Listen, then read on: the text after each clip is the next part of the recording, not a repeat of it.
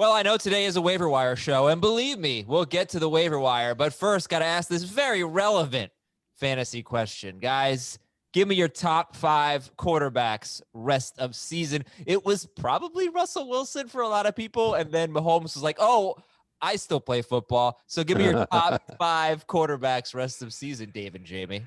I will say Russell Wilson first, Patrick Mahomes second. This is where it gets interesting. Do I buy into Josh Allen? I'm going to say I do. Josh Allen third, Lamar Jackson fourth, Dak Prescott fifth. Okay. Jamie, how about you? Mahomes 1, Wilson 2, Allen 3, Prescott 4, and Kyler Murray 5. No Lamar. Wow. Really? Lamar out of the top 5. And 4th for Dave. And Josh Allen over Kyler and Dak. How about that? That's pretty, this is an interesting list here. I'm sure it'll be changing. But Wilson and Mahomes 1 and 2 for Dave. Mahomes and Wilson 1 and 2 for Jamie. Real quick, what did you think of last night? The game? Kind of let down? Well, yeah, because the Ravens didn't hold up their end of the bargain offensively. Chiefs defense, their front four played outstanding. I was reminded during the game, like, we used to fade rushing quarterbacks versus Steve Spagnuolo back in the day. And we didn't even think about it this week going into this matchup. You almost forget that Spagnuolo is the defensive coordinator for the Chiefs. But he had those linemen tucking in Lamar Jackson pretty often. Jackson had some good runs to the outside, but they got, especially late, man, they got to him. That line let Jackson down. Yeah. All right. Jamie, what's going on, man?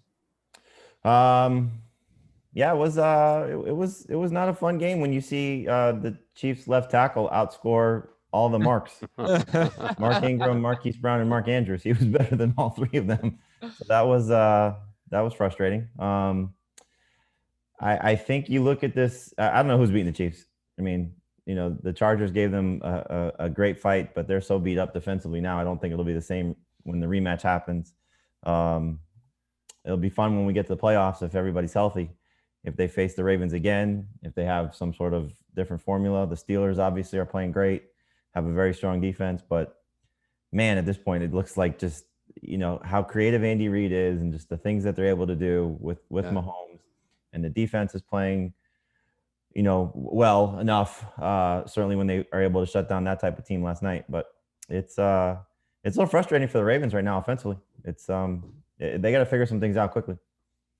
Yeah, Chiefs have the Patriots and the Bills, 2 of their next 3 games. Not saying that they're going to stop them, but maybe they find some ways to try and slow down the Chiefs. Those games will be interesting. Yeah, Chiefs are about to get Rashad Breeland back in 2 weeks, and got Pennell back last night. He played about 30% of the snaps. So their defense getting a little bit more whole. Okay, that game, a little bit more on that game later on in the show. I think, Marquise Brown, all the Ravens need to be discussed. Looks like maybe Sammy Watkins going to have a good year. Mecole Hardman is on the waiver wire list. Who are your top 3 waiver wire priorities this week, Jamie? My top 3 would be 1, if available, Myles Gaskin. 2 would be Jeff Wilson. And then 3 would be Dalton Schultz. Just looking at the way that he has an opportunity to step into Blake Jarwin's role, I think he's got a chance to be special for the rest of the season. Yeah, Schultz has some very, very good-looking matchups coming up. Cleveland allows the 4th most fantasy points to tight ends, and then the Giants are actually 5th best right now, but don't buy it personally, and Jordan Reed should have had a touchdown in the last game. And then Arizona after that, they've actually been okay against tight ends. I'm not sure I buy that. And then Washington, 29th. So Schultz has opportunity. Like, he just, it was kind of a tough go for him, but 4 for 48 on 6 targets, not so bad for a bad game. So Jamie says Myles Gaskin, Jeff Wilson, and Dalton Schultz. I got to ask before we get to Dave, should we go for Jeff Wilson? Because it feels like it's possible that every 49er except for Tevin Coleman is basically back this week. Do you feel like at this point either Mostert or McKinnon or both might play? They absolutely could. Kyle Shanahan said on Monday that McKinnon is day-to-day, and Mostert, they're hoping to maybe get back to practice on Wednesday. I think if there is one of them back, Wilson is still worth picking up. If both are back, then obviously Wilson is going to be a disappointment. But I don't necessarily love Carlos Hyde, so I would still take the chance on what Wilson could be over Hyde. And you could take the chance on what Rex Burkhead could be over both, and I certainly would understand that. But I think you look at if James White is back and now Damian Harris could play, it's also a crowded backfield there too. So they're all kind of in a little bit of a mess. And I think just looking at what the injury situation is for both of the other 49ers guys, I would take a chance on Wilson. The fact that they used him in the passing game to the level that they did, which is not something that he is necessarily profiled to do, I think that's a good sign for him moving forward. And the 49ers so far have the most production of their backfield for fantasy production on the season. So I would take my chances on if Wilson is the starting running back for the 49ers in a matchup against the Eagles at home. I would like that on my fantasy team. Okay. You just can't spend a ton of Faab on him. There is nobody this week aside from Myles Gaskin that I would spend a ton of Faab on. I agree. But you can't spend a ton of Faab. And if you're in a league that uses waivers and it doesn't reset each week and you've got the number one claim, I don't think I'd use it on Wilson either, because I don't think he's got that long-term appeal. Jamie, why don't you like Carlos Hyde? And then I promise Dave will get to your priorities. Sorry about that. But I'm just going to give you different names, but because they're basically the same as Jamie's, but go ahead. I like Carlos Hyde's situation, but I mean, it's not a scenario that I think you just want to buy into, because Chris Carson may be back in a week and there's, still some optimism he could play this week. Mm-hmm. So I think we'll see Carlos Hyde and Travis Homer probably splitting touches. Homer probably playing on passing downs. It's not like this is a formidable run defense from the Dolphins. Especially if you look at what James Robinson did in the passing game against them on Thursday night last week. So I think Carlos Hyde is fine. It's just looking at it again. Where's the upside play? And the upside play to me is Jeff Wilson. All right, Dave. So Jamie says Myles Gaskin, if available, Jeff Wilson, Dalton Schultz. What say you, Dave Richard? I agree with Gaskin if he's available and Jeff Wilson. And I like the Dalton Schultz call if you need a tight end, whether you're streaming or not. But I think this is a good week for people who are trying to plan ahead. Bye weeks are going to start to happen soon. And, this is a good time to start shuffling through some of that bench depth that you have. And to that end, how could you not be impressed with Justin Jefferson? And I'm not saying he's going to be my number one priority overall. It really depends on if I want to take a stab at one of the running backs that we've already talked about. But Justin Jefferson was amazing. He finally broke through. I don't know if finally is the right word, but he looked great. Finally, yeah. Sure. And he really could end up being part of the reason why the Vikings offense bounces back starting as soon as this week. So I love the idea of grabbing him, potentially using him as a number 3 receiver in PPR right away. How much Faab? Again, not a lot. I'm thinking somewhere in the neighborhood of 7 to 10% max. And even that might be a smidge too much for Justin Jefferson. But a couple of other players that I think I want to speculate on: Brian Hill in Atlanta and Cordarrelle Patterson in Chicago. And Patterson's gross. Like he's a 1% Faab guy, and Brian Hill you could probably get for 1 or 2% too. But I don't like the way Gurley looks. I think Hill looks a little bit better. And we know that Tariq Cohen's done for the year, and the Bears aren't committed to giving all that work to David Montgomery. Maybe in the right game script situation they would. And we know that Montgomery's can get beat up from time to time, which means Cordarrelle Patterson would end up being the lead back for Chicago. And he's looked okay when he's been given a few chances. So stash guys, Hill and Patterson. Okay. And I think that this week there are probably about 15 wide receivers, I'm not even joking, that I could make a case for. I think I gave you streamer. 20. Yeah, and it's funny because Jamie gives me the list whenever he's finished, which was 3:00 in the morning, and so on Monday I do my own list, figuring it's going to be kind of similar, and there's going to be some I miss. I'm like, man, I have way too many wide receivers on here, and I don't think I had enough. But like I was like Hunter Renfrow could be a number 1 guy, and the Bills have been terrible against wide receivers. Particularly slot guys. Renfro's coming off a game where you should have had 2 touchdowns, and he's not even that high on Jamie's priority list. So they're going to be like, you should be able to find a fill-in wide receiver if you need one this week. It's not a great week for DSTs, unfortunately. I think the Broncos, would they be the best one? Yeah. Okay. All right. So in terms of Faab, we're not talking about a ton of Faab here for anybody. Maybe 7-8%, or 7 to 10% for Justin Jefferson. Gaskin, you could go a little bit higher on. You could go a lot bit higher on him. Yeah, like closer to 20. just to say this, though, the Seahawks have done pretty well against running backs so far, possibly because their pass defense has been so bad. Sure. So does that make you a little less enthusiastic about picking up Gaskin? No, because I don't look at Gaskins as a 1 week fill-in. I look at him as a potential number 2 running back in PPR. I have to also, one thing that I screwed up so badly, I mentioned this on the Monday show, but I didn't mention it. But I know not everybody gets a chance to listen to that show. I think we're having some issues with Jamie here. Working from home, everybody, with kids being homeschooled. It's kind of a rough situation, so just bear with us. He likes to make an entrance. He's done it now 3 times. Yeah. If you hear the dig dog, Jamie's ringing our doorbell. It's okay. No, I screwed up with Justin Jefferson, and I apologize for it. I just made a mistake on Sunday's show. I gave the wrong schedule.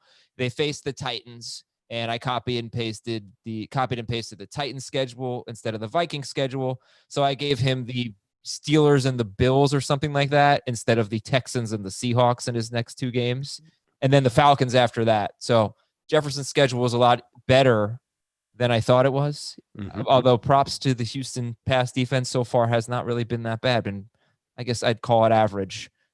All right. So as we wait for Jamie to get on, we'll give you some more news and notes, and we will give our priorities at each position. We have not talked about Ryan Fitzpatrick yet, but he's pretty damn interesting. So stay tuned for that. Meanwhile, today's show is sponsored by Butcherbox. Have you tried Butcherbox yet? I'm telling you, you're going to love it. Let's get a box of 9 to 11 pounds of meat delivered right to your door.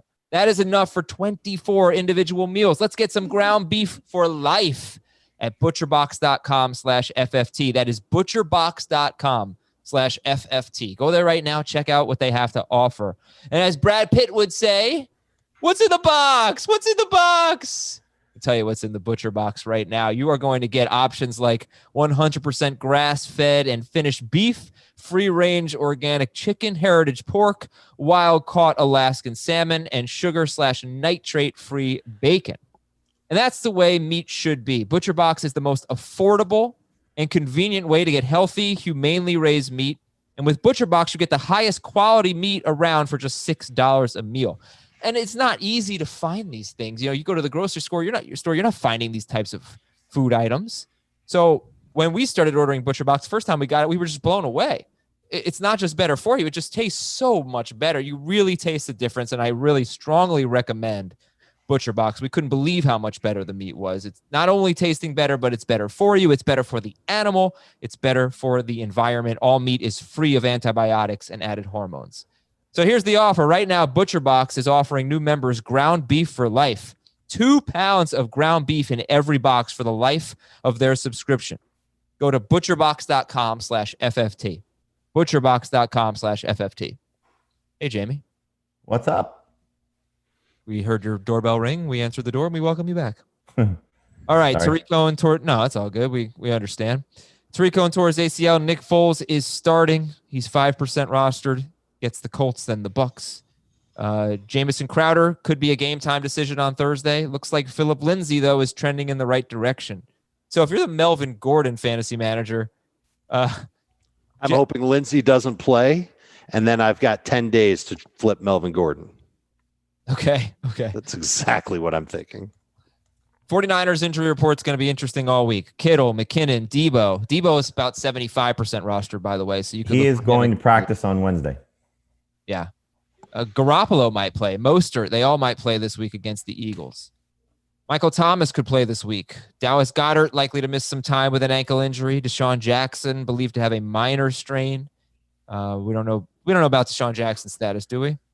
Do we care this week? I think we care for the other players on the team. I would hope that they get Deshaun Jackson and Alshon Jeffrey out there to help Carson Wentz because he looks terrible right now. And any additional help would be an upgrade. Can they block? Can they play tackle? Yeah, I was looking at the pressures allowed yesterday, and Jason Peters ranks very high up there. He's not having a good year at left tackle. And did Lane Johnson? He did get hurt, right? Lane Johnson, like in overtime. Check on that. Peters got hurt, Adam. Oh, Peters got hurt. Okay, that's better news than Lane Johnson, but still, that's good news. Not good news. All right. Not good news for Carson. Chris Carson could play this week, as Jamie mentioned. Chris Godwin is having an MRI on his hamstring. Scotty Miller could be an interesting pickup, but he's also dealing with some injuries. Jared Cook left with an ankle injury on Monday night. The Texans are likely to sign Earl Thomas. All right. Texans season starts in week 4, ladies and gentlemen. It really does. And there's more. Here's a big one. Couple of big ones. 3 big ones. We'll stick with that. Jarrell Casey is likely out for the season. Broncos have had a pretty good run defense. Jamie has so much contempt for the Miami Hurricanes that he did not even put Frank Gore on. I put him in after you sent me the message. Okay. All right. Phew. And what I said was, I'm reluctantly putting him in this column. Okay. Denzel Ward left with a groin injury. We know the Browns secondary a little beat up. Now Denzel Ward might miss the game against Dallas. And Budda Baker probably going to miss this week's game at Carolina, safety for the Cardinals. There goes their tight end defense. Mm-hmm. Maybe, yeah. All right, let's talk about our top 3 at each position now. Top 3 or 4 or whatever. Jamie, the quarterbacks we're looking at this week. Well, you mentioned one is intriguing. Is Ryan Fitzpatrick. He's the best one. And then after that, it's probably not a lot of guys you're going to start in one quarterback leagues, but you're looking at Kirk Cousins. If they follow what hopefully will be their game script moving forward of having to throw more, he has yet to go above 27 pass attempts, but I would not be surprised to see 30 plus coming very soon, unless Mike Zimmer is just hell-bent on, trying to grind out the game and save his defense a little bit. But with the second target emerging, I think Cousins is the second best quarterback to look for. And then it's Nick Foles and Nick Mullins. So not great options right now, given what the roster percentage is for a lot of these guys. It's I think, a byproduct of what we spent a lot of time this offseason talking about, people carrying or rostering 2 quarterbacks. So I think we're going to see a lot of these second guys on a lot of people's rosters until we start to get to maybe some more, moves happening where people have to drop some of these guys. If you are starting Aaron Rodgers or Matthew Stafford, Cam Newton, Drew Brees, Russell Wilson, they have buys in weeks 5 and 6. You maybe don't have to make a decision right now, but Kirk Cousins does have Seattle in week 5 and Atlanta in week 6.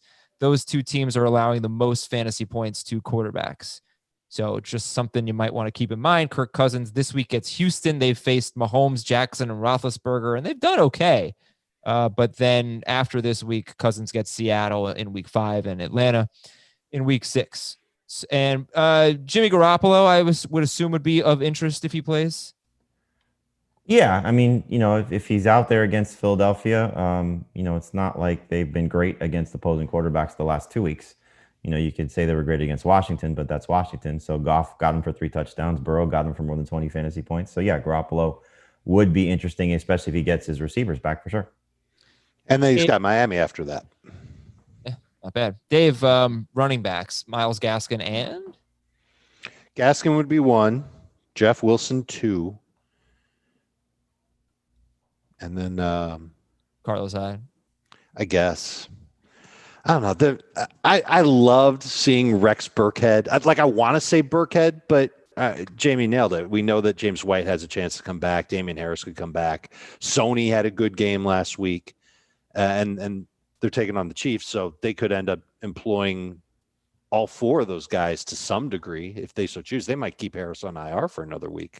They don't have to bring him up. So I wish I could say Rex Burkhead, and I'm pretty nervous that a lot of people in leagues are going to spend a lot of fab to get Burkhead after what happened last week. You shouldn't do that. I think Hyde is probably 3rd best. But if you listen, go to Brian Hill or Cordell Patterson and stash those guys if you don't want to bother. You could stash Harris too, but the problem with Harris is that he's part of this 4-headed monster that shares with Cam Newton. So we had, I think you've heard me reference this a lot throughout the course of last season. Tom Spencer, who is in the booth with Jim Nantz and Tony Romo. And so he's in the meetings with the coaches. I don't know how they're doing them now. I don't know if it's over Zoom, if it's a phone call. And so he said something on this. He was at the Raiders Patriots game on Sunday. And so he said, and I always take his little nuggets as sort of like, he doesn't want to say the whole thing because he's kind of, being a little bit reserved in how his reporting is going, because he's not a reporter in the essence of the word. So he said, the Patriots are excited to get Damien Harris back soon. And I took that to be, okay, he's going to be a part of the team probably week 4 and could have a big role. Now, that's before Sony Michel goes for, 100 yards and Rex Burkhead scores 3 touchdowns. So to Dave's point, they may decide to keep him on the shelf for another week and just see what happens. But my guess is that he's going to step in and hopefully be the guy. And he's different than Michel because he can run and catch. And he's different than Burkhead, and he's different than White. And so I think he's got a chance to be what we thought he could be this preseason of the best running back for the Patriots. And so he is absolutely somebody that you should pick up and stash if you have a roster spot, and especially if you have an IR spot and you can still hold on to him. All right, Jamie, let's go to the wide receivers. We're just talking about Damien Harris there for the Patriots, widely available. Wide receivers, we talked about Justin Jefferson. If it's not him, who are we looking at? Well, like you said, Adam, there's a lot of guys to take a flyer on, and there's not like one second standout guy. For me, I'm looking at some of the opportunities of long-term, like Dave was alluding to with coming up with the bye weeks, and then also some situational changes. And so the order that I have it right now, and you could flip this in any different way, but I have Justin Jefferson 1. I put Mecole Hardman 2 because I like the fact that he got 6 targets. If that's something that's going to continue, he's going to be a monster. And then I have N'Keal Harry 3. He's just in the cusp of what we talk about. 64% is his roster percentage.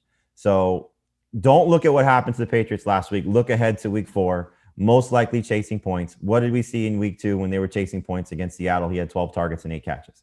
And so N'Keal Harry is somebody that should be rostered for sure, because their games are not going to necessarily go as we saw in week 2, but that's going to be a mix of that. So he's going to be a guy that you're going to be up and down with on your roster. But for week 4, I like him.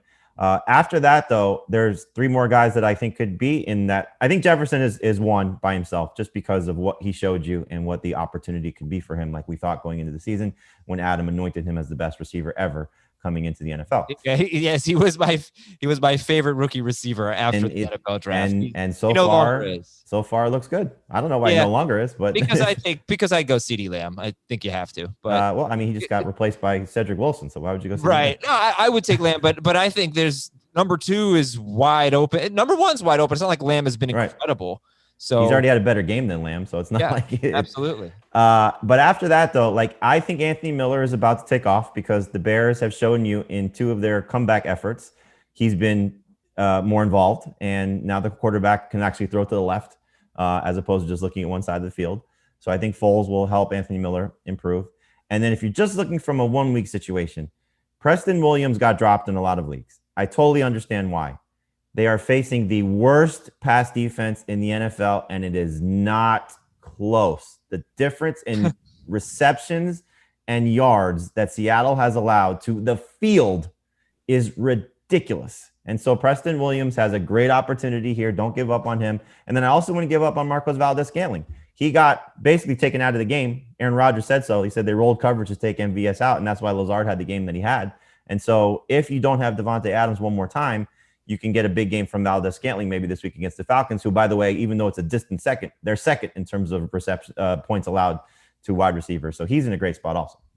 No love for Brandon Ayuk after Brandon Ayuk is right after those guys, but it's another situation of you're getting Kittle back, and Adam's talked about this a lot, how Deebo Samuel's numbers were suppressed in the games that Kittle was there as opposed to when Kittle was out. And now you have Samuel coming back and Kittle coming back, and maybe not Jimmy Garoppolo. So I think Ayuk is absolutely in that conversation for sure. He should be picked up and added in leagues where available. But I think those other guys, the ceiling's a little bit higher. Okay, so if you had to spend 5% of your Faab on 2 of those receivers that you mentioned, 5%, I would assume Jefferson would be one because you'd probably you're not getting more Jefferson than 5%. for 5. He's going to right, go exactly. For close to 10. Yeah, right. So who would be the other one that you would spend 5%? I mean, the order I gave it would be Hardman and then Harry. But, if you're looking at those, Harry is, again, close to the border. It would be Hardman and Miller.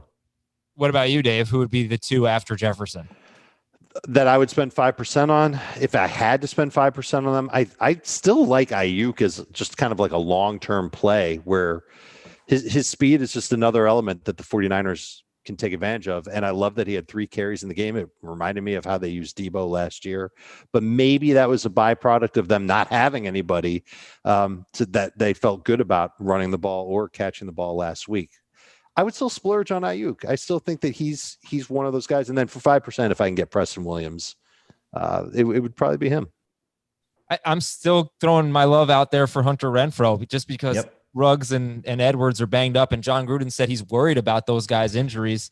So Renfrow got 9 targets. We saw when he got targets last year, he was good. And the Bills, I guess I want to look at the Bills' pace. I don't know, Ben, if you could look that up. Like, are they just playing a lot faster this year? Is that why their defense has been so much worse? But their defense has been really victimized. They're 22nd against wide receivers. Then he's got the Chiefs the next week. The Chiefs are good against wide receivers, but these are games where the Raiders are going to have to throw, you'd think, against the Bills and the Chiefs. So Renfro's really interesting. And then like what the Jacksonville guys at Cincinnati. Cincinnati teams tend to run on them. They don't give up a lot of points to wide receivers. You know what? We'll get in all those. I know they're not going to be super high on the priority list. James gave a ton of names.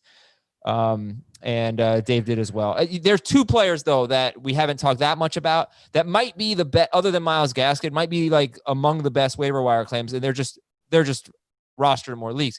Deebo Samuel, I think he's 75%, and Allen Lazard, 69%. So do they trump Justin Jefferson? If you saw Jefferson, Deebo, and Lazard, how would you prioritize those? Lazard would be one, and it's not close. I mean, because we thought he had a chance to play well with Devontae Adams. And now you saw the first game without Devontae Adams. And obviously Aaron Rodgers is trusting him in big spots. You saw, the big play, which was fantastic because that's not something he profiles as a guy that's going to be a burner down the field. I think you just look at it as the way Aaron Rodgers is playing right now. Week 1, it was Valdez-Scantling with Lazard also playing well, but it got overshadowed a little bit by how Valdez-Scantling played and then the fact that he had a couple of the drops. But I think both those guys are certainly viable. And, with Adams still banged up, Lazard would be number 1 by far. But Samuel's up. There's a lot of guys that are in that range, Adam. I mean, I know I sent you the list, but you're looking at, or did I send you a list or not? I may have taken it off. The guys that are in that group, Laviska Shenault, I wouldn't give up on him. Obviously, Corey Davis with the A.J. Brown scenario. You mentioned that Jamison Crowder's coming back soon. I wouldn't give up on him either. Sammy Watkins just continues to soak up targets. And so even though we don't want to trust Sammy Watkins, he's still playing with the best quarterback in football. Russell Gage, despite the concussion, he's still going to have a big role. And we don't know when Julio's coming back. So there's a lot of guys in that 85 to, 70-ish, because those are, 69, that you can look at and say 10-team leagues, I should pick them up. Some 12-team leagues that have shallow benches, those guys will be available. So it's a great week for wide receivers. Like I think the overriding point though is there's not one guy that you should go crazy with on Faab, unless we're talking about maybe a Lazard or one of these other guys in that group. Dave, talk about tight ends for me, and we'll talk about the Bills stat. Well, the Bills are 14th in plays run this year. They were 16th last year. Don't know what their pace is in terms of like how quickly they're getting to the line of scrimmage. But Dave, tight ends, you mentioned Dalton Schultz earlier. What else? Well, he's the best one. And we know that the tight end is a big part of the Cowboys offense. Dak tends to lean on that position. I would think that he didn't lean on him against Seattle because of Jamal Adams. By the way, Jamal Adams is hurt. And if he ends up not playing, that opens the door for Gesicki. So maybe you don't trade Gesicki away so fast after the touchdown game on Thursday. But Schultz would be first. Should have good volume, getting the opportunity that we thought Blake Jarwin would have, that Jason Witten used to have. So now he's just next in line. The rest of the names that are out there aren't really that great. I know there's a lot of attention for Mo Alley-Cox. Doesn't get a ton of work. And I know Jack Doyle's back and he still did well last week. Do we really think he's going to be the most productive pass catcher for the Colts? I know he has been the past couple of weeks. He's basically been, I'd like to think, I haven't watched to really know for sure, but I think he's been like the Ebron replacement in that offense. And Pittman's hurt, so maybe that keeps up, but I'd sure like to see him get even more work than what he's been getting. Jimmy Graham's kind of gross. I don't think we can fully gauge this Colts passing game yet, because they've just beaten the last 2 opponents that they've played. And the first game against Jacksonville, I think, just surprised everybody, probably including them. And so now we get a scenario of the opponents get a little bit tougher. Maybe they're going to be throwing a little bit more, because you're looking at it as just, even the running backs. I mean, Jordan Wilkins is somebody who's been getting a lot of work in the fourth quarter because they've been up so big. So I'm curious to see how all these guys are going to go. And I think, Dave, you brought up a great point. Michael Pittman being hurt, does that open the door for Alley-Cox to play more, to be more involved, to run more routes? The flip side of that is Frank Reich said that Trey Burton could be returning. He was placed on injured reserve prior to the season. They do like him. Yeah. And so, he's a receiving guy as opposed to a blocking guy. And so he's somebody that can come in and maybe play in that type of role also. But if you're speculating on something, and this is one of those deep leagues, bye week scenarios, whatever we're talking about here, if you have been carrying 2 tight ends and you want to take a shot on somebody, Ali Cox could be somebody in deeper leagues. Ben Traeger telling me Mo Alley Cox ran 7 routes on Sunday. Yep. And Jack Doyle ran 16. That's low. But again, the defense. How many pass attempts did Rivers even have? Right. How many pass attempts did Rivers have in the game? Like 20? 25 maybe? I don't know. I'll check. Hey, Jack Doyle, thanks for having 0 catches. Cost me a fantasy week. All I needed was 1 catch. Could have been 1 catch for 0 yards. Don't be that guy. Don't be that guy. 21 You should tweet him. For Rivers. Players love when they get tweeted about their fantasy stuff. It's my own fault. I blame myself. Okay, I got Mahomes. Put it that way. The thing that Mahomes, like last night, so many leagues were shockingly decided. It was really fun. I had 2 leagues that were decided by less than 1 point because of that. Because basically, oh my God, yeah, I won 1 of them and I lost 1. I won in the fishbowl by less than half a point. Wow. And I started Devontae Adams. Shout out to Ben Gretsch. He's in the top 50 of the fishbowl. Oh, nice. That's great. He's 44th. I'm 65th. Dave mentioned, nice. I don't even want to know what I am. Dave mentioned Eric Ebron, but only as Mo Alley Cox is an Eric Ebron replacement. But Eric Ebron himself might be interesting on the waiver wire.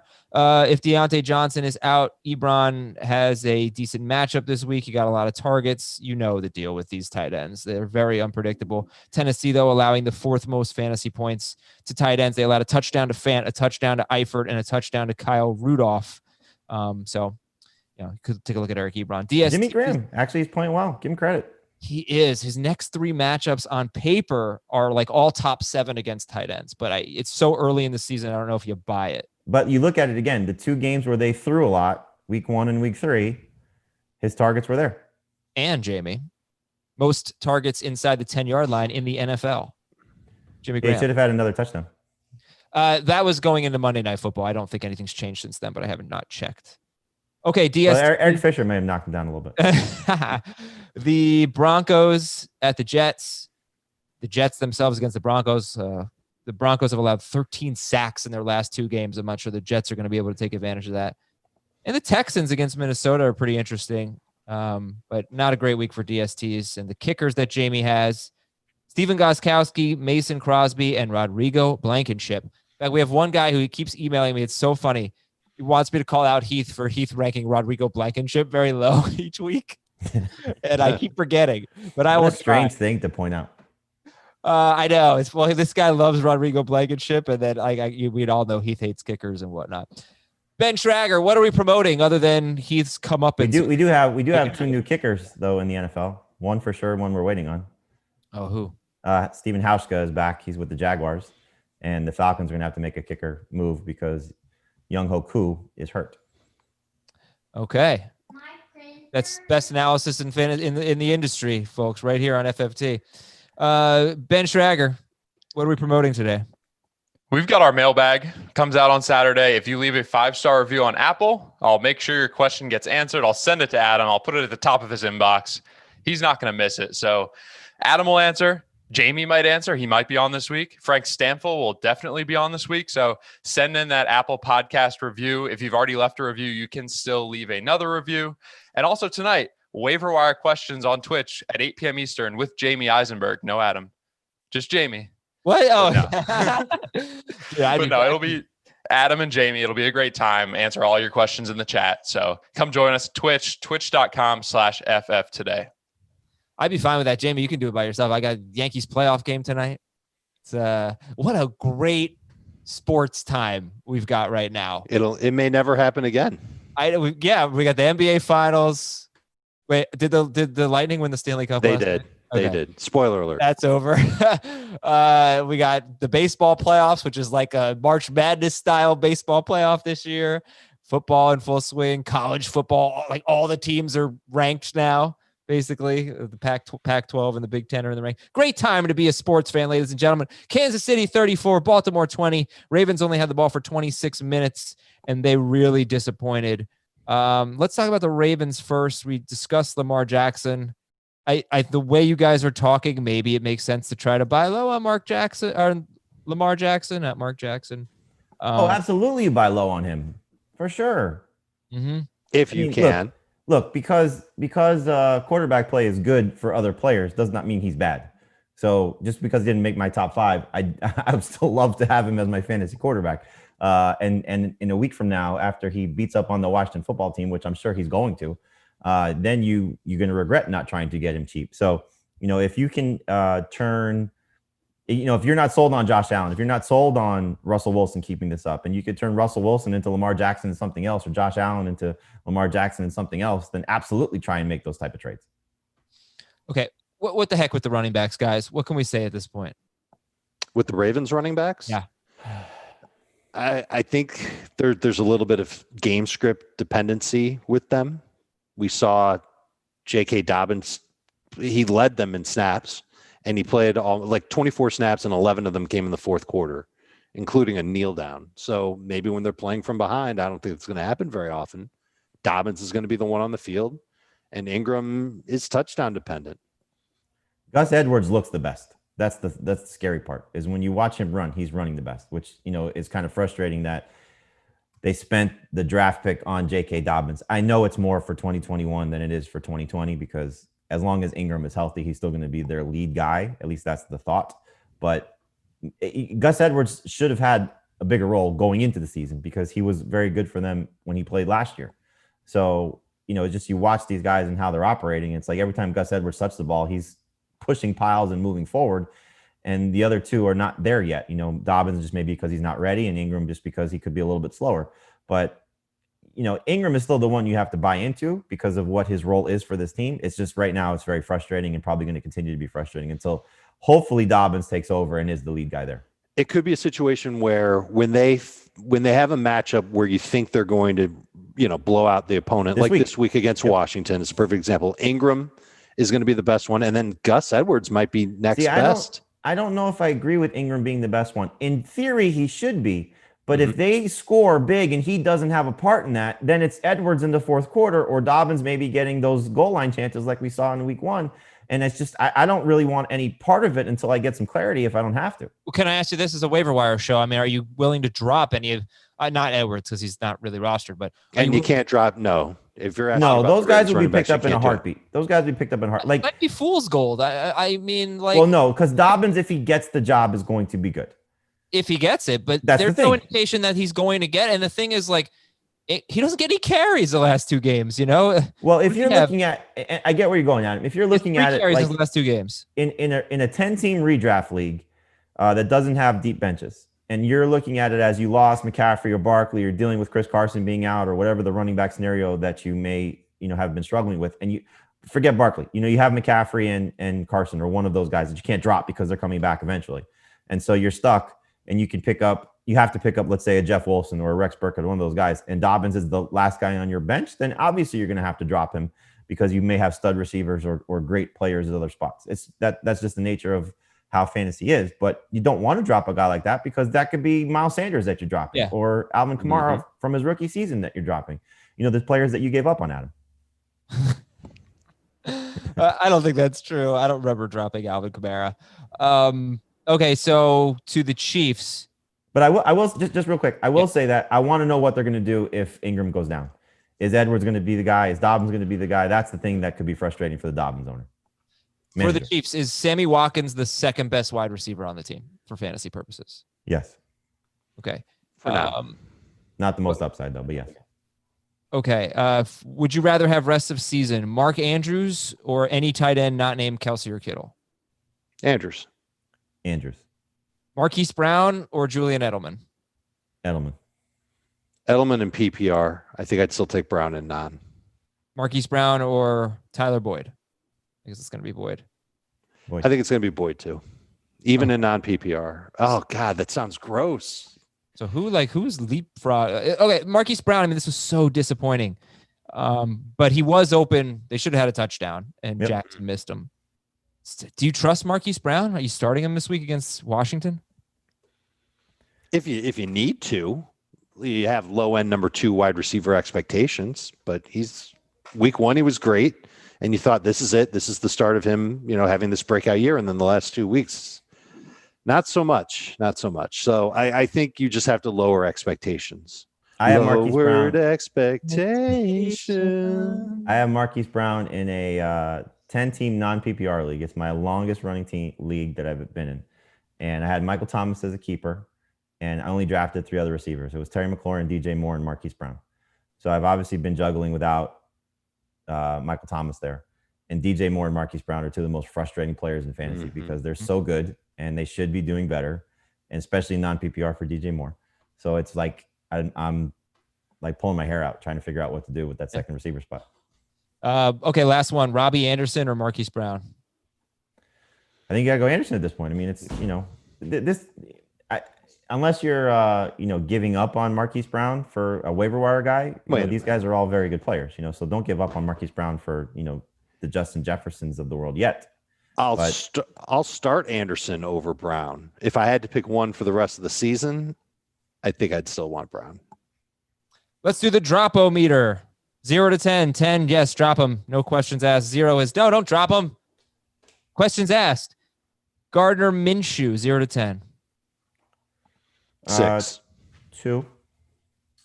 Okay, very different there. Yeah, he had a bad game, but we liked him because of his upcoming schedule. So he's droppable. I would drop him for Fitzpatrick. Okay. Malcolm Brown, 0 to 10. 0. 6. I do sort of feel like the Rams are going to score 6 touchdowns this week, so maybe he gets one of them. Laviska Shenault, 0 to 10. 0. 2. Brandon Cooks. 0. 4. Dion Lewis. 13. 7. Devontae Freeman. 6. 4. Darius Slayton. 1. 3. Mike Williams. 8. 5. DeAndre Swift. 0. 0. Marvin Jones. Let's put it this way. If I saw him 0. on the waiver wire, I'd pick him up. Jones is like a 1. Jarvis Landry. 0. -1. Jarvis Landry has 13 targets in 3 games. Mm-hmm. Jarvis Landry. This is the Jobu week for Jarvis Landry. The Jobu, I love it. At Dallas. All right, quick round of Team Name Tuesday. Floor is Laviska. Oi Chenault. Noah's Chark. Cobra Kai Forbath. Janu, what you did last summer. And Judge Judy.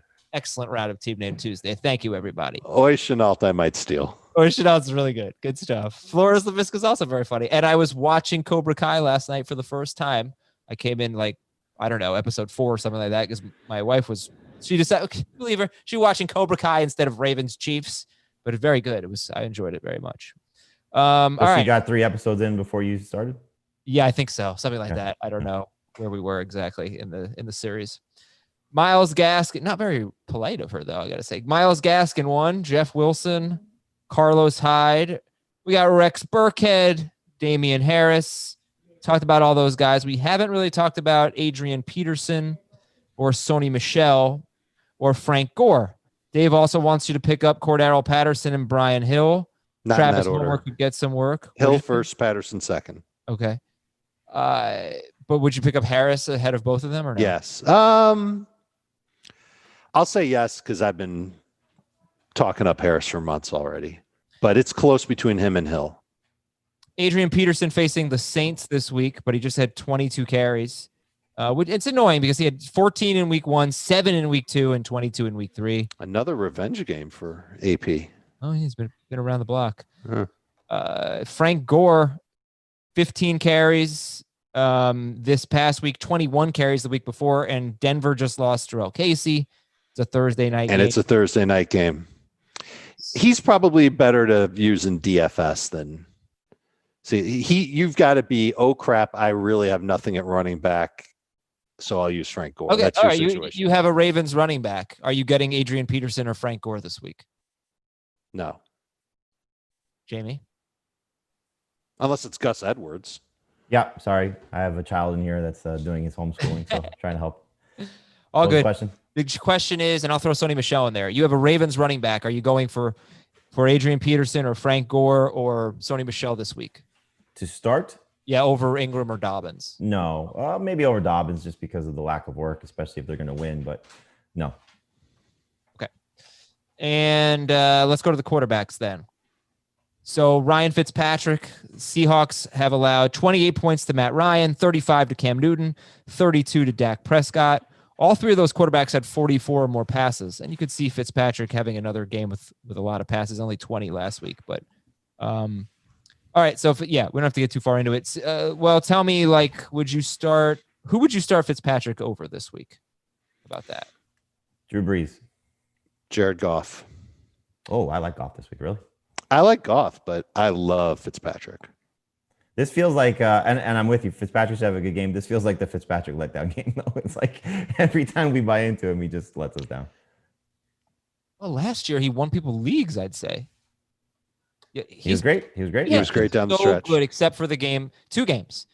Jets game last year where Devontae Parker got hurt right away, and the Patriots game this year. Other than that, he's been really good for probably 10 weeks now. Yeah. I had a hard time ranking Roethlisberger, Brees, Stafford, Brady, Burrow, and Goff, and I put Fitzpatrick ahead of all of them. Wow. Okay. And Kirk Cousins, it's Houston this week, and then, like I said, Seattle and Atlanta weeks 5 and 6. And Cousins, hopefully they're going to start throwing the ball more. Nick Foles, the most up and down career I've ever seen.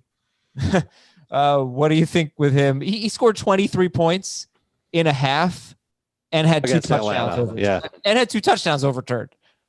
So what do you think for Nick Foles going against the Saints, who actually allow the Colts who allow the fewest fantasy points? It's a tougher defense. Actually, his best game as a Jaguar was against the Colts last year. It's his only game over 20 fantasy points, but that's a different defense, and he's with a different team.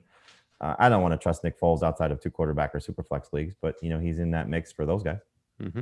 I just cackle evilly as I mentioned that I traded Heath in the 2 QB league. Trubisky for Crowder. I was thinking about that trade, yeah. And I have Foles. And I thought about dropping Foles for last week for Mullins or Locke, and I was like, no, I think Foles gonna get it soon. Speaking of which, Nick Mullins. Drew Lock was available in that 2 quarterback. No, not Locke. Sorry, Driscoll. Oh. Okay, so Nick Mullins, good game against the Giants, 19 fantasy points. Philadelphia, they've been kind of rough the last 2 weeks, but I'm more interested if Garoppolo plays, guys. What would you do there? Because it's Philadelphia, Miami the next 2 weeks. Are you interested in Garoppolo? He's been pretty solid. Yeah. 2.5. If he's back, that's the obvious thing. I'm not going to sit on Jimmy Garoppolo if I don't have to, carry him. So. Okay. And then any interest- the only reason I put Nick Mullins in the story is it's more for the 2 quarterback super flex leagues that are looking more the super flex leagues that are looking at it and saying, okay, should I buy into this guy? Because 1 quarterback leagues, you're not looking at any of those 49ers quarterbacks. Would you rather have Nick Mullins against Philadelphia or Jeff Driscoll at the Jets in those types of leagues? Well, Driscoll may get replaced, right? So it'd be Mullins. Okay. And any interest in Derek Carr against Buffalo? None. No. Okay. Fair enough. Oh, fair enough. Oh, I don't have my water. Take a drink, everybody. Wide receivers. There are so many. I talked about Deebo Samuel and Alan Lazard. Corey Davis is also potentially available. He's 76% rostered. How do you feel about him going up against the Steelers, who are actually 25th against wide receivers so far? Don't love it. I don't want to start Corey Davis if I don't have to, but I want to have Corey Davis on my roster because A.J. Brown, who knows when he's coming back. And so that's the appeal of Corey Davis, which is something I don't think anybody would be saying in 2020 after the way his career has gone. But look, he's played very well so far through the first 3 weeks of the season. And so if he is their number 1 wide receiver, you'd want to have that because they're going to be leaning on him, to a double-digit target sense. No, but enough to where he could be a number 3 wide receiver most weeks. Yes. Weren't you kind of expecting more from him? Not just in week 3, but also in week 2. I know he scored in week 2, but not a lot of yards to go with it. I think we're going to find out that C.J. Henderson is pretty good, and C.J. Henderson was with him for a lot of that game. So okay. He made a good move in the end zone to get open. Okay, but week 3. Week 3 was disappointing, absolutely disappointing. But so was the entire passing game for the Titans.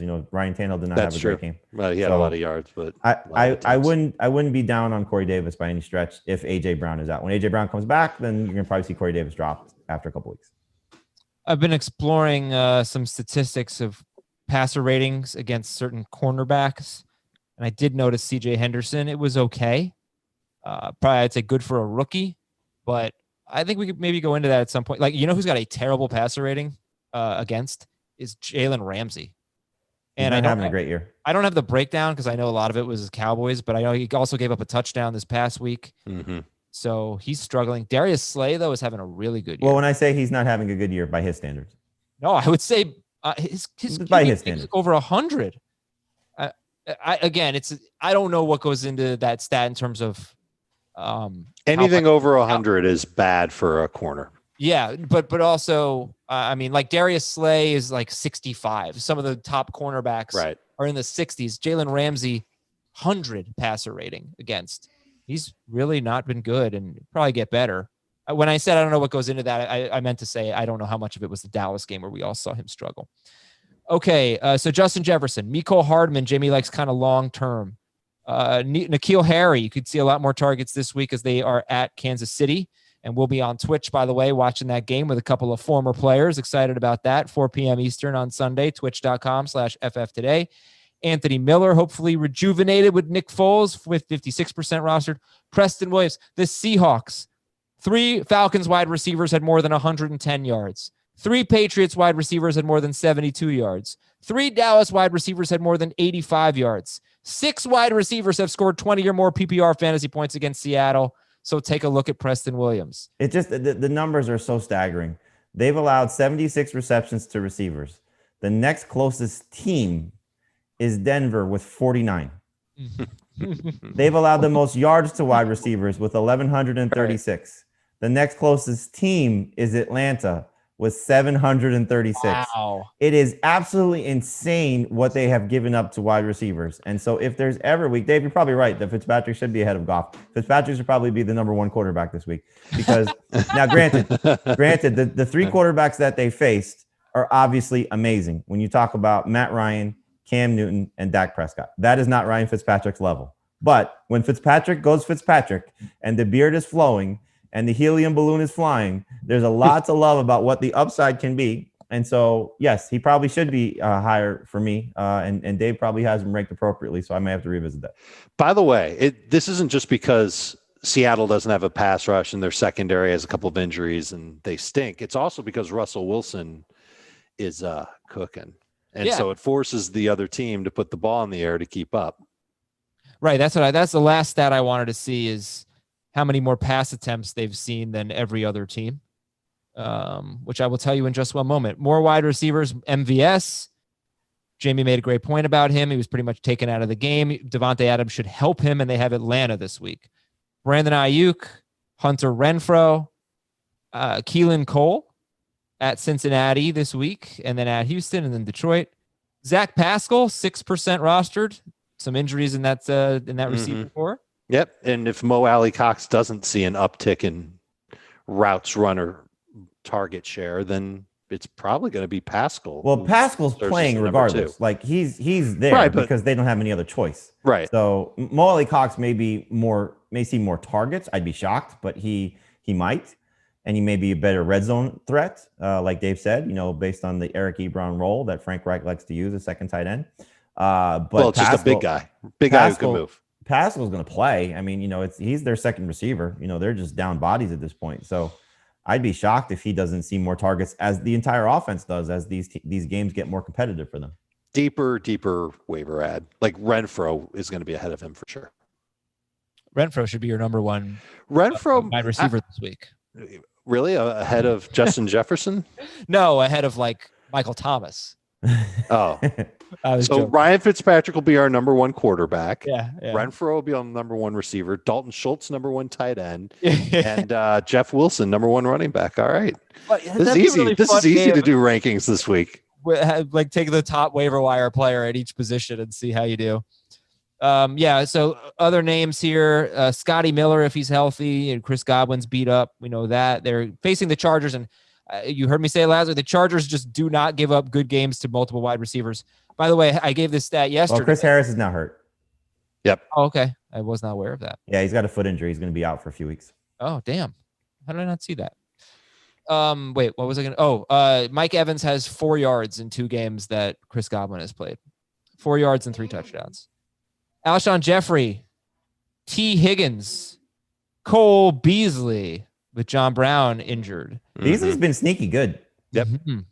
Yeah, what does he have? 7, 7, and 6 targets in 3 games. And He's got 2 games over 12 PPR points so far. Andy Isabella, KJ Hamler, Traquan Smith, Adam Humphries, Chase Claypool, Greg Ward, James Washington, Braxton Greg Ward Berrios. I like a lot. Greg Ward I like a lot. Oh, yeah? He could end up being easy double digits in PPR every single week. Well, until those other guys are back. I don't think he's going to do that when Jeffrey and Jackson are playing. That's fine. But for at least this week, I think this week and maybe the next one, he could be a solution for you. Yeah, there's a chance that Jeffrey plays this week. So that's the reason why Ward is so he's far low. down. Okay. What about Braxton Berrios? 2 good games now for the Jets, and they're facing the Broncos, who allow the 5th most fantasy points to wide receivers. Well, as you said, Crowder could return. I think it's also a byproduct of, does anybody want to trust the Jets? Like it's I could sit here and say Braxton Berrios is the number 1 receiver to add, and people just glance over that. So he's more of a deep league guy. Okay, and just one more name I want to give out is Chris Conley, who is 2% rostered. Why? No. He's tied for the team lead in. Do you get points for drops? Yeah, they need Chark back in a bad way. Right. Yes, if Chark plays, then man, we've given a lot of names. How about Olamide Zacchaeus? I thought about him. But no. Okay. That's a Falcons wide receiver with 2 wide receivers injured. Hopefully Julio back this week. Hopefully Gage back this week. Okay, tight ends: Dalton Schultz, Eric Ebron, Jimmy Graham, Mo Alley Cox, Greg Olson facing Miami, Logan Thomas, who just he gets the targets. Yeah, nothing else. What else could you say? The Ravens have actually been pretty bad against tight ends so far. Darren Fells caught a touchdown. Jordan Akins had 55 yards. David Njoku had 50 yards and a touchdown. Kelsey had a good game. And you got to figure that they're going to have to throw that football team. Jordan Akins, Drew Sample, Tyler Croft. It's not a great list. Very sorry, everybody. Well, the top guy's good. Yeah, Schultz. What about Gronkowski? 69% rostered, had 7 targets. Should have had a touchdown last week. We probably should have seen that squeaky wheel game coming after everything that happened last week, where he's said repeatedly in his Zoom press conference with the media, I'm a blocking tight end, I'm a blocking tight end, I'm a blocking tight end. Like he just kept saying that over and over again. I don't know if that's something that could continue. OJ Howard had a good week 1 and then disappeared. Gronk had his moment. I think, they tried a couple times to get him in the end zone. Maybe he benefits with Chris Godwin out, and that's what I was going to saw say. Something, but I can't buy it. If Godwin doesn't play and if Scotty Miller doesn't play, I think Gronk can see the same type of target volume that he had last week, and I think he can score this week. How about Robert Tonyan going up against the Falcons, who give up the 2nd most points to tight ends? He's interesting also. They tried to get Jay Sternberger involved last week, and so we'll see. They're just it might be one of the easiest layup plays in the NFL when they run their tight end across the formation and then Rodgers fakes the handoff and rolls out and play action. And so Tonyan had a couple of those, but he's just going to be too inconsistent. So if you want a 1 week flyer, he's not bad. As far as DSTs go, we mentioned the Broncos. They are the best waiver wire team. But what about the Cardinals at 66% rostered at Carolina? Who would you rather pick up, the Broncos or the Cardinals? The Broncos, but the Cardinals are interesting. I mean, they clearly let us down last week. I'm sorry. I'm thinking of the Chargers let us down against the Panthers, facing that team without Christian McCaffrey. So I don't know if the Cardinals going cross country will do the same. I hope not, but they're there for sure. By the way, the Tampa Bay Times reporting that Chris Godwin could miss multiple weeks. So I told you we should have started this podcast an hour later. Oh man. Yeah. Are you sitting the Patriots DST at Kansas City this week? Yes. You should try to. For the Broncos. The Ravens did? Yeah, right. Oh, yeah. Rather use the Chiefs than the Patriots DST if I had to start a DST from that game. What about Yes. the Broncos or the Patriots? Broncos. The Broncos. Texans or the Patriots? Texans. I have the Patriots one spot ahead of them right now, and I'm probably not going to stick with it. Here's I a just- decision that I don't like the Texans defense that much. here's a decision that nobody's going to make, but I'm going to ask you anyway because it's fun. The Seahawks at the Dolphins or the Patriots at the Chiefs? The Patriots. The thing about the Texans, I agree, Dave, they don't have a good defense. But again, murderer's row to start the season against Mahomes, Jackson, and I know. Roethlisberger. Yeah. So, Yeah. So I'm statistically, of course, they're terrible, but I don't know if they're a good defense that just got roughed up by a tough schedule or if they're just not a good defense, period. And the We'll find Vikings offense showed some serious life last week. yeah, but Cousins still threw 2 picks, so and he took 2 safeties in the first 2 games. I mean, he's just not playing very well. Is the Texans defense Sold. really that bad? That's the thing. We don't know. I mean, they have, like you said, Adam, you've talked about this a lot, that their secondary has probably played above its head, given how they've limited these passing attacks that they faced. And, J.J. Watt's still going to be a force to be reckoned with against an offensive line that's been shaky for the Vikings. So if Dalvin Cook gets going and, Cousins has a good game, then you're going to be disappointed with the Texans DST. But you said it. There's not a lot of great options. Like, the Broncos look like the best because the Jets are so bad, but they're so beat up that I could see the Jets playing well. Like, I picked up the Broncos in a couple of leagues prior to week 3 with the hope of using them on a short week, and then they lose Casey, and now they're down another key player, so it's not fun. But the Jets defense could actually be good. I mean, this is a team that stinks, but the Broncos quarterback situation is a mess. So And their line isn't good. You know, They Jamie, don't you have said- Sutton, obviously. you tweeted last Thursday. I'll just end with this, that like you've never been so excited to watch 2 bad teams play, something like that, with Jaguars Dolphins. Mhm. Yeah. I've never been less excited to see 2 bad teams play. Like, this is going to be could you imagine one of the though? worst games of the year. Could you imagine the sandwich that we've gotten on Thursday night and Monday night of Minshew, Fitzpatrick, and who knows for Denver and Sam Darnold with the 2 MVPs in between? I mean, it's just ridiculous. Even Sunday night, the 2 Hall of Famers, Yeah. throw those guys up there. Absolutely. All right, that's it for today's show. Hope this was helpful. If you need more waiver wire help, we got you at 8 p.m. Eastern on Twitch, twitch.com/FF today. We'll see you then. Have a good one, everybody. We'll talk to you tonight and tomorrow on the podcast. Want more of the Fantasy Football Today podcast and nonstop year-round fantasy advice? It's simple. Hit the subscribe button and hang with us all throughout the year.